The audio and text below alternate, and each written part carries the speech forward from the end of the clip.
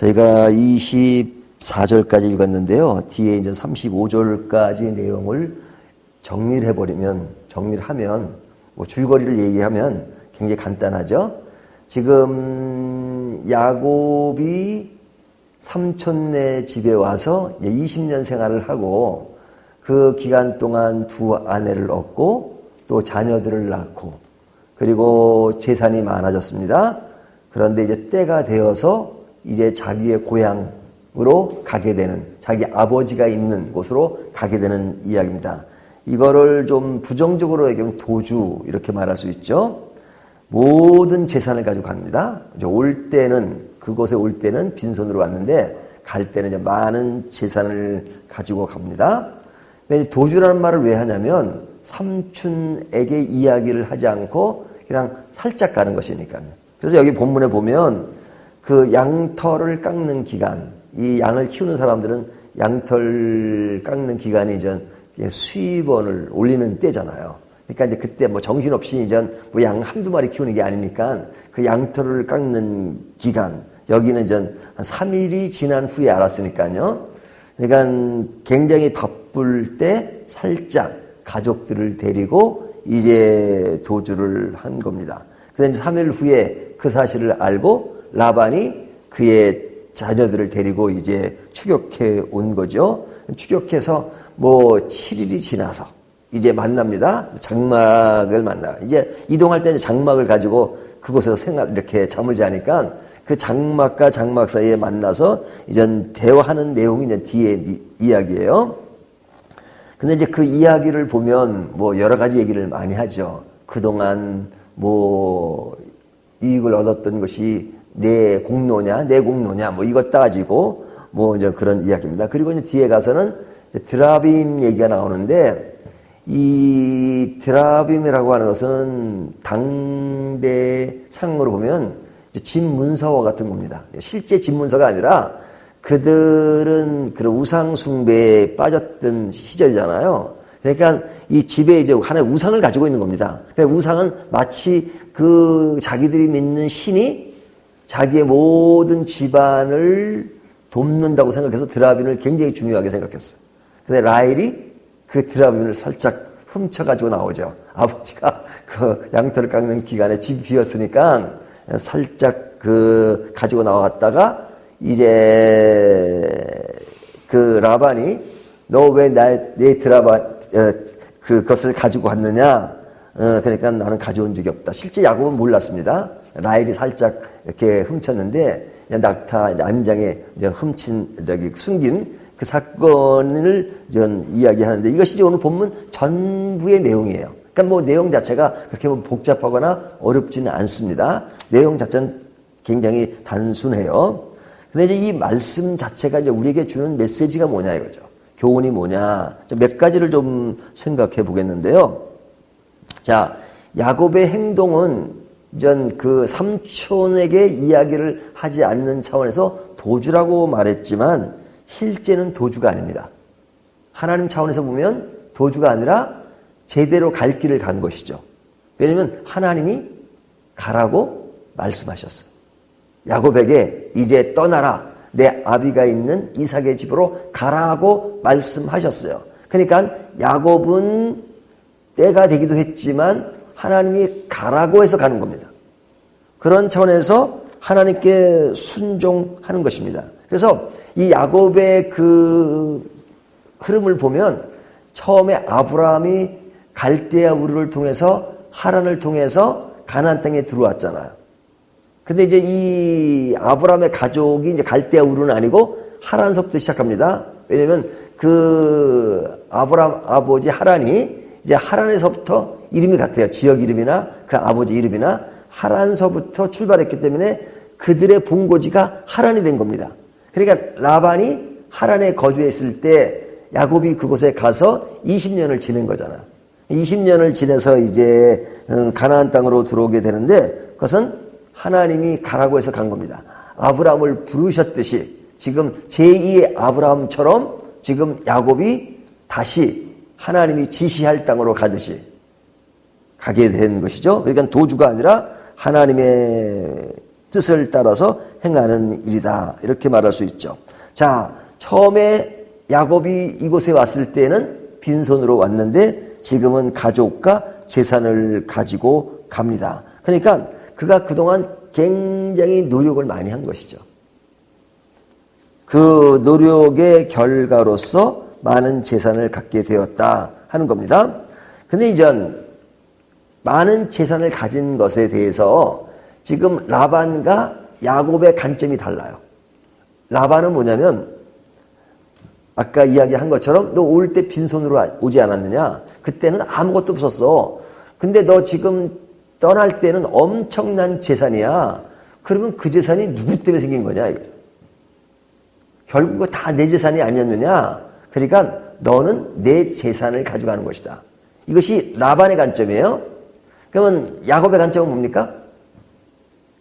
삼촌, 내가 그동안 열심히 일하고 노력해서 삼촌에게 재산을 늘려주고 벌어줬으니까 내 공로지 어떻게 삼촌 것을 가져간다라고 말합니까? 이것이 두 사람의 하나의 논쟁이에요. 야곱은 내 노력이 컸다.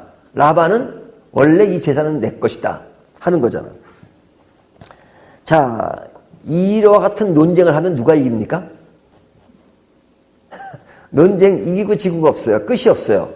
사실은 우리 인간이 논쟁을 할 때 끝이 없는 논쟁이 참 많아요. 우리가 TV를 보면 뭐 100분 토론 그런 거잖아요. 그러면 제가 이제 영국에 있을 때는 토론을 하면요. 그 사람들은 인정을 참 잘합니다. 내가 이렇게 하다가도 내 논리가 조금 더 저 사람 논리에 이렇게 조금 더 먹혀 들어가면 그냥 금방 그것은 맞는 얘기였다. 이렇게 인정을 잘해요. 그래서 제가 우리나라 100분 토론을 보면 이미 자기 결론이 딱 내려져 있기 때문에 그 결론이 저쪽 논리에 의해서 조금 위축이 돼도 절대 위축되지 않습니다. 끝까지 주장해요. 끝까지. 그러니까 그 서로가 평행선을 가기 때문에 그 어떤 해결선이 없어요. 100분 토론하면 뭐 시사토론 이런 거 보면 이게 계속 평행선을 가지 종합되는 경우가 거의 없잖아요. 근데 지금 라반과 야곱의 논쟁은요, 결론에 도달할 수 있는 논리가 아니에요. 라반은 내가 잘났다. 야곱은 내가 잘났다. 그러잖아요. 그러니까 지금 이 사건을 가지고 라반이 쫓아왔습니다. 쫓아왔을 때 하나님이 나타나죠. 하나님이 그런 그 꿈을 통해서 뭐라고 말씀하냐면 야곱 건들지 마라 이거예요. 야곱을 건들지 마라. 근데 건들지 말라고 했을 때 그 앞에 내용이 뭐죠? 선악간의 문제를 다루지 마라 이거죠. 선악간의 문제가 뭐예요? 이것이 옳고 그름의 문제를 다루지 말라. 라반은 하나님을 믿는 사람이 아니에요. 드라빈 이야기를 하는 것을 보면 그 우상숭배, 원래 그쪽 갈대아 우르부터 원래 우상숭배고 아브람 집안이 그 우상숭배 분위기 속에 자라난 분위기였단 말이죠. 그러니까 그런 그에게 하나님이 나타나서 선악간의 문제를 다루지 말라. 이 얘기는 뭐냐면 옳고 그름을 따지지 말라 이거죠. 왜 따르지 마자? 따져봤자 닭이 먼저냐? 계란이 먼저 이 얘기라 이거죠. 뭐 두 요소가 다 있잖아요. 사실 빈몸으로 온 건 사실이잖아요. 야곱이 올 때 빈몸으로 왔어요. 그러니까 어떤 재산을 가지게 된 동기부여를 한 건 삼촌이 맞죠. 하지만 그것을 잘 운영을 하고 경영을 한 것은 야곱이란 말이죠. 그러니까 정상적인 상태라면 삼촌 감사해요. 삼촌은 내가 있어서 이렇게 많은 재산을 가지니까 네가 가지고 가는 것은 너무 당연해. 이렇게 말해야 되는 거잖아요. 근데 그게 아니라 네 거는 내 거야. 삼촌 건 내 거야. 이렇게 말하니까 얘기 안 되는 거예요. 그러니까 끝이 없는 거란 말이에요. 결론이 안 나는 거. 근데 그 결론 부분에 우리는 정리를 해서 그 결론이 무엇인가에 관심이 많아요. 근데 하나님은 그거 누구 것인지 맞는지에 관심이 있질 않아요. 하나님은. 하시는 말씀이 선악간의 문제를 따지지 말라. 그리고 절대 야곱을 해치지 말라.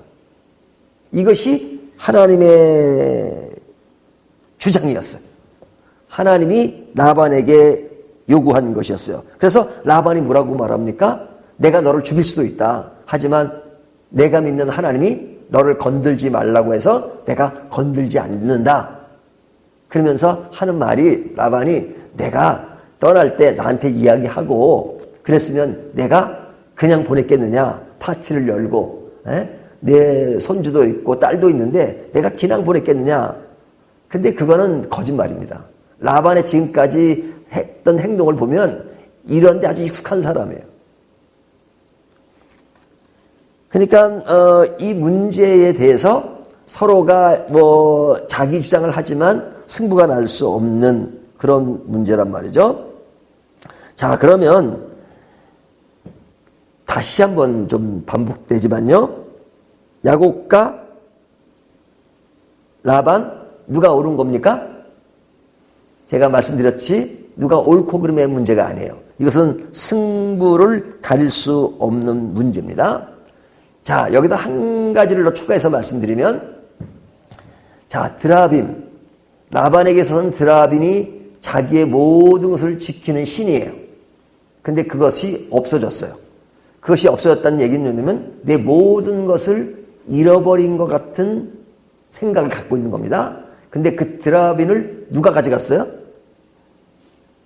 라헬이 가져갔잖아요. 라헬, 야곱이 사랑하는 아내가 드라빔을 가져갔어요. 왜 가져갔겠어요?